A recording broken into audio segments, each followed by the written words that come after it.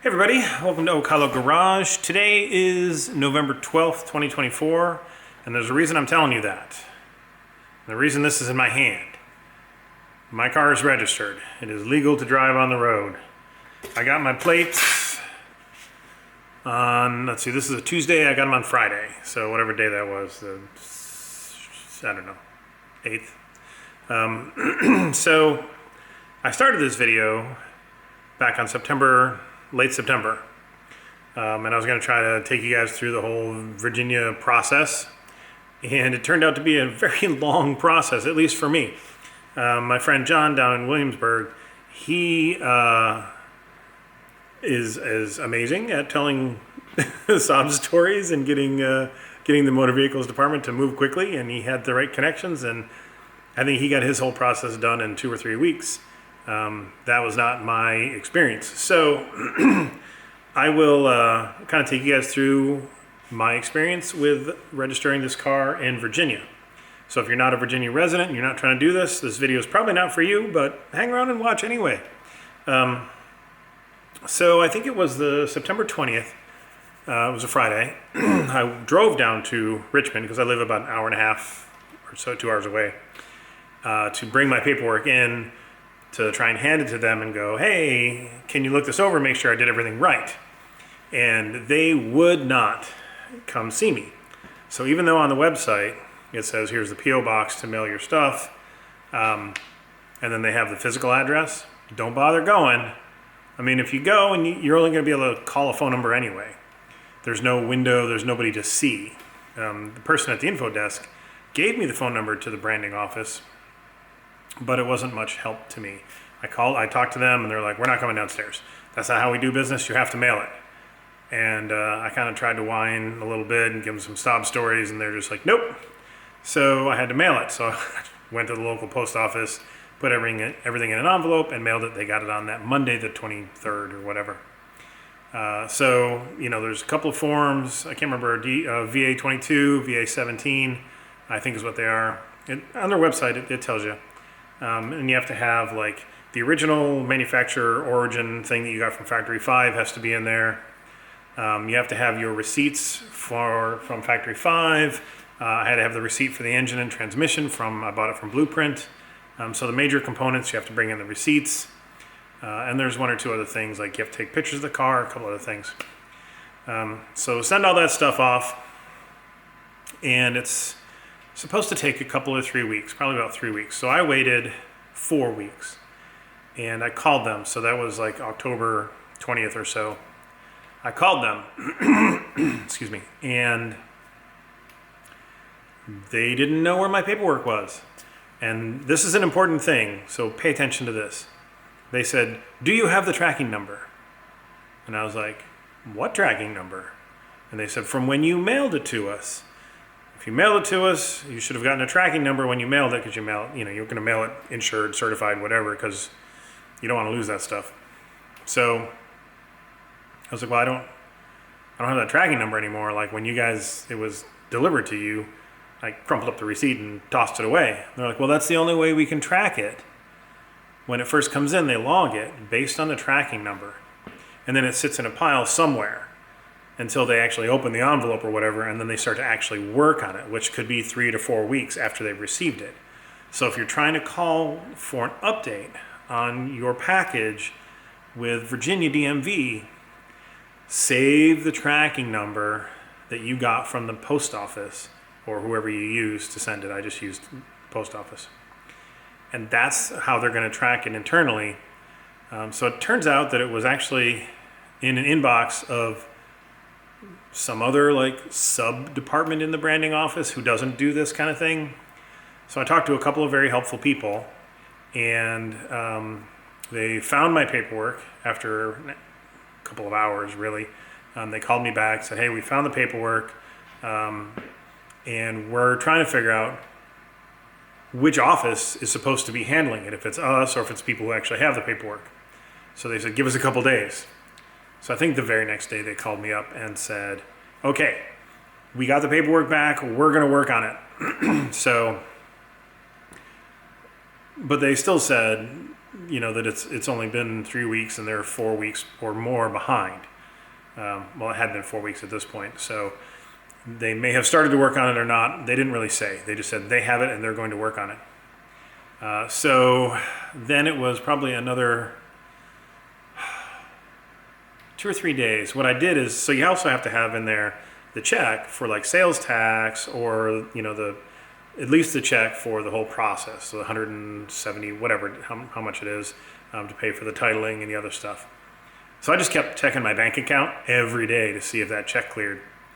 And I think it was, it was the end of October. It was like right before, it was like the 29th or something. I can't remember what day of the week it was. I got a phone call at 9:30 in the morning, and it was the state inspector guy that works in my area.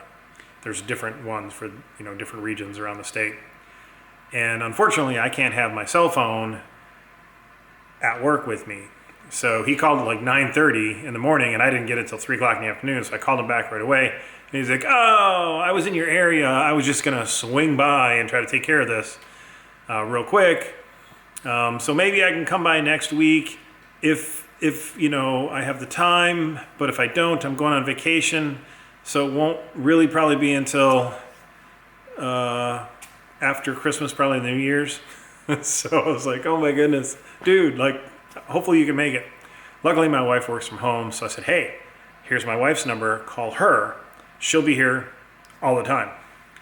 So he came Monday of that November, whatever it was, 3rd, 4th, the day before Election Day. He came on Monday, and all he did, I thought he was gonna like look over the car and like check the lights and the horn, like do an inspection. But all he did is he looked at the Factory 5 VIN, and he looked at the plate that I had mounted on the car and the plate that Factory 5 puts on the frame, and he's like, "All right, they're all the same number, done." And he kept thinking this was a Porsche. Like, the dude has no idea. This is not anything that they do. So he just didn't really know quite what to do, other than just verify that what I wrote on the VA22 and VA17, whatever those forms are. And by the way, if you guys want examples of what I did, hit me up and email oakhollowgarage@gmail.com, and I'll send you, what I did and what I filled out and how it worked. So he did that, and then he said, "Okay, well, I put in everything the next morning, which is Election Day, but DMV is closed on Election Day." He goes, "So I'll have it updated, but they probably won't. So by Friday, you should have the title." So I have the actual, like my physical title. And that came, I think that actually came in the mail on Saturday, but I knew it would be in the system. I had hoped it would be in the DMV system. So I set up an appointment to go there on Friday afternoon, and luckily it was, and I got my tags. So I'm all registered. I've got my plate. This is actually the front plate. The rear one's mounted on the car. So it's good. It's registered. I haven't even driven it yet though, because life, man, it always gets in the way. But it's legal enough. I still have to go and get it, actual state inspection done. I need to get a front end, get the alignment done, and then, shakedown runs, and we'll see how that all goes. And then, of course, finishing literally everything else that needs to be done on this vehicle. Because I don't have carpeting in, I don't have any of the heat matting in, I don't have, there's aluminum panels that aren't mounted, the body panels are all out of alignment, it's just together. But I didn't want to put all that stuff on because I'm probably going to have to take the body back off and do some adjustments and things, and I just wanted to make it easy to be able to get in there and fix stuff. So that's where we are. We are legal and ready to run. I think that's all I really wanted to share with you guys today, is just me standing around going, it took 7, 8, 9 weeks. I don't even know how long. It was September 20th, October, November. All right, so 2 months. So it took 7 weeks probably total, from when I dropped off, when I put the paperwork in the mail to when I got my plates. So not terrible. Insurance was a little bit of a challenge. I went through Haggerty. They were okay. They had a bunch of hoops that I had to jump through too. That was a pain in the ass. There's a few others that are out there. Hunt around. I feel like I got a decent price, but I think other people can. There's other places that have better insurance rates. So I figured I'd give Haggerty at least a year and see how they do. Maybe I'll switch at the end of the year. We'll see. But yeah, she's ready to go. So hopefully, what day is today? Today's a Tuesday because yesterday was Veterans Day. If you're a veteran like I am, happy Veterans Day. I hope you didn't go through too much shit. If you did, get help if you need it because it just sucks. But anyway, know that you're appreciated, certainly by me. So anyway, yesterday was Veterans Day. Today's Tuesday. I work. And it's dark by like 5:30 here, so I'm probably not going to get a chance to drive this car on the road until this weekend, so Sunday. So hopefully I'll remember to grab a camera and we'll go on a little quick spin. I'm just going to go like 2 or 3 miles just around the block, kind of. I mean, I live out in the country, so it's a 3 or 4 mile block, just to see. I know I've got a handful of things that'll need to be adjusted and corrected and fixed and whatever, but that's kind of why I wanted to get it on the road now and start doing that stuff while I still have kind of ready access to things. So it's not done. I'm not worried about messing up a paint job. It's not a big deal if I have to pull panels off or whatever. So yeah, there you go. So if you have any questions about Virginia registration of your kit car, at least specifically the Factory 5. Oh, one other thing I do want to mention is, here, I'll kind of show you guys. I don't know if you can see.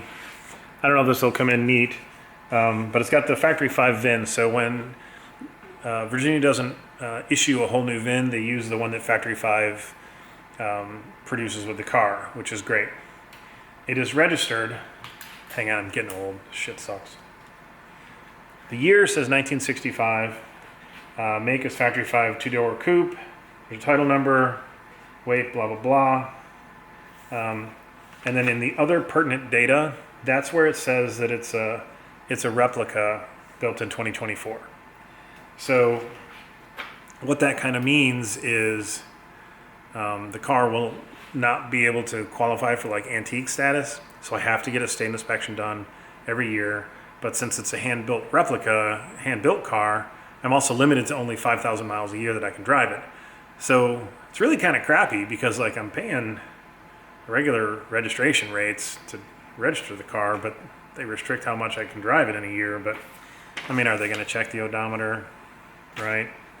The registration, I'm looking at my registration too, that says on the registration it actually doesn't say anything about other, it just says it's 1965 2-door Coupe, blah blah blah. So I think that's kind of neat that it says 1965 on the registration. I don't know if like it's one of those things where if I moved to a different state and got it titled in another state, if that whole like other pertinent data thing would fall off and it could be kind of considered a true 1965 even though it isn't. Who knows? But in the short term, I don't care. I'm not trying to, do anything that I shouldn't be doing. I'm paying. I got my insurance, got the registrations, so I have to pay registration every year. Oh, that was another thing. The dude behind the window. So when I went to register it, I didn't have the title in my hand, but I had to fill out, I think it's Virginia Form 14 or 15, I can't remember.